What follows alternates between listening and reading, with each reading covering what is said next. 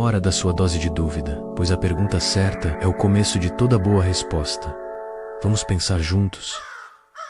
A busca pela autenticidade, uma palavra que ecoa em nossos ouvidos, um farol que promete nos guiar em mares de incerteza. Mas e se essa promessa for, na verdade, uma miragem? E se o caminho, que acreditamos ser o mais direto para sermos nós mesmos for, na realidade, um labirinto de ilusões, um convite para nos tornarmos prisioneiros de uma identidade superficial? Nietzsche, em sua provocadora obra, nos alertou sobre o último homem, aquele que, em sua busca por um conforto medíocre, evita a dor e o sofrimento que são, paradoxalmente, os catalisadores da verdadeira autotransformação. A autenticidade, quando buscada de forma superficial, pode se tornar uma fuga, uma desculpa conveniente para a imaturidade, para a irresponsabilidade, para a aversão a olhar para dentro e confrontar nossas próprias sombras. Quantas vezes já ouvimos ou dissemos, "Eu sou assim mesmo", uma frase que, em sua aparente honestidade, pode mascarar uma recusa em crescer, em evoluir, em verdadeiramente nos forjarmos. A tentação é grande, não é? Usar a bandeira da autenticidade para justificar comportamentos que nos afastam da responsabilidade por nossas escolhas, por nossas ações. É mais fácil se dizer autêntico do que se confrontar com a necessidade de autocrítica, de aprimoramento. É mais cômodo se acomodar em uma identidade pré-fabricada, que se encaixa nas expectativas superficiais do mundo, do que mergulhar no caos interior, na desordem das nossas próprias contradições, para então, com a força de Zaratustra, forjar um sim dançante para a vida. Um sim que não é mera aceitação passiva,